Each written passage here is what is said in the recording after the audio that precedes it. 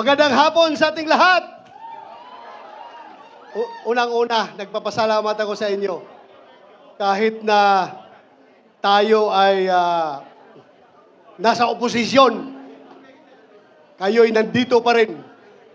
Hindi kayo tumalon sa kabila. Hindi nyo kami dinidisown. Bagkos kayo'y andito pa rin, sumusuporta sa amin. Palakpakan po natin ang ating sarili. Yan ang mga tao na may prinsipyo. Yan ang mga tao na sa amin sa Bisaya, dunay baruganan. Kaya ako'y sumasaludo sa inyo. Sa Bisaya pa, bahalag mga bungi, basta dili yung ko, mod-ag baruganan. Kung sa Tagalog pa, bahala ko mga sira yung, awan ko, basta bungi. Bahalag mga bungi, basta hindi ako lilipat ng kampo. Yon po, itaga nyo sa bato. Alam po ninyo, noong Sunday, February 11, official first day of the campaign period, wala po tayong ginawa. Pinauna natin yung kabila. Sige, mag-proclaim kayo dyan. Kami, mga dihado man kami, dito lang kami mamaya after 2 days. Today, 13 kami mag-proclamation. Hinayaan natin sila. Ang ginawa namin ni Atty. Jimmy Bundok, pumunta kami sa simbahan, sa Lourdes Church, dito sa Quezon City. Kami po'y nagsimba doon kasi we believe na bago ka sasabak sa napaka-importanting bagay, kagaya nung kami ay mga sundalo pa, bago kami mag-jump off, aakyat sa bundok para makipaggira sa mga NPA, ginagather ko yung mga tao ko. Kami lahat nagdadasal, Lord, sana 50 kami na aalis. Sana 50 rin kami makakabalik dito sa aming kampo. Yan ang palagi naming dasal. Na sana, Lord, bigyan mo kami ng lakas, presence of mind, para hindi kami matalo sa gira na ito. Kahit na ilang libong NPA yan, talagang uupakan namin yan, hindi kami atras. Basta nandiyan ka lang, Lord, huwag mo kaming iwan. Yun po ang dasal namin. Kaya, February 11 was a very special date for us. Kaya kami ni Atty. Jimmy Bundok, we decided to go to church. Nagsimba kami at humingi ng blessing kay Lord. Na sana, Lord, yung aming campaign period, kaming lahat ng team PDP Laban, team PDP Laban Plus, kasama yung aming mga adopted members ng aming partido, sana po, bigyan mo kami ng lakas, bigyan mo kami ng magandang kalusugan para matapos namin yung aming kampanya. So, despite of that, sila'y nauna, wala nang ginawa, kundi puro patira ng tira sa atin. Wala na nga kaming tahimik. We were giving you the moment. Sa inyo na yung February 11 at sa amin yung February 13. You have the moment. Pero, bakit tayo tinitira? Ibig bang sabihin, takot sila sa atin? Ha? Isang lang indicator dyan. Kasi kung insignificant opposition tayo, bakit ko pakialaman kung sino-sino yan sila? Bahala kayo dyan, mga insignificant kayo. Pero the mere fact that the knowledge that the President of the Republic of the Philippines ang tumitira, ibig sabihin, we are somebody. Di ba?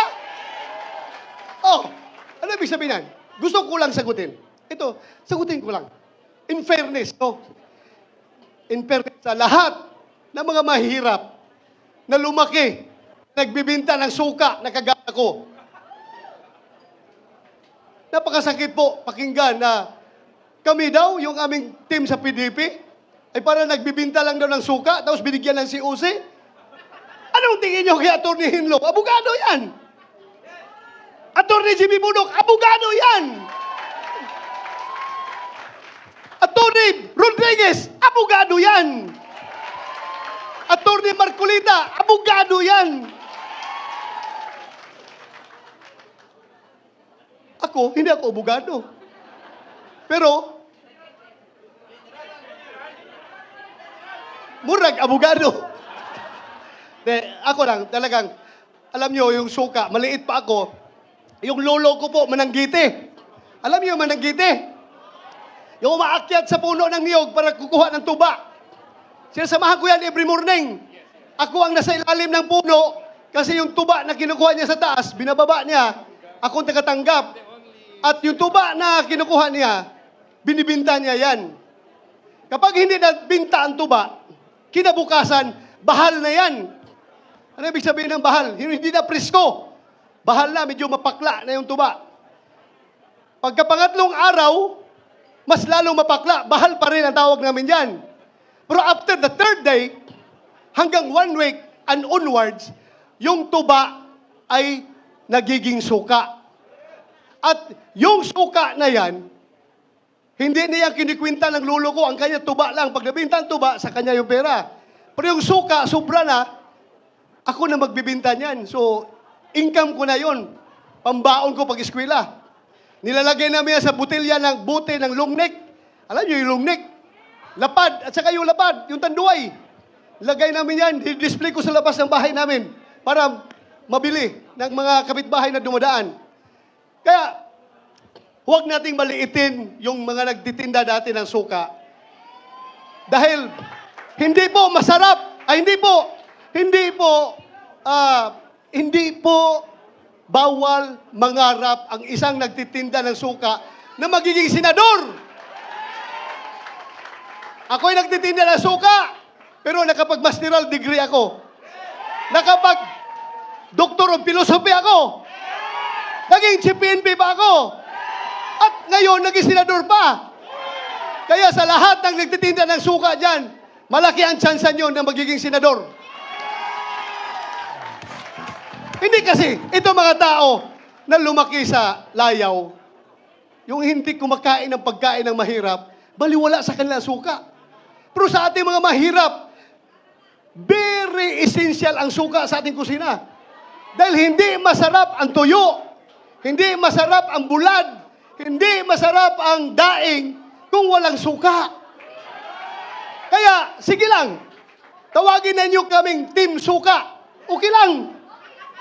Team Suka, basta importante, kami ang nagpapasarap sa ulam ng mga taong mahihirap. Di ba? Kasi kung walang suka, hindi masarap yung daing, yung tuyo. Masakit masyadong malunok yung kanin na ang presyo ay tag 50 pesos, hindi 20 pesos, ha? Hindi 20 pesos ang kilo ng bigas. 50 pesos to 58 pesos. Minsan naabot pa ng 60 pesos. Kami po ang tumutulong na malunok ng ordinaryong tao, yung kanin na mahal dahil sa suka na sinasawsaw yung bulad. So okay lang, tawagin nyo kaming Team Suka. No problem. Basta kami ang suka sa buhay ninyo. Ha?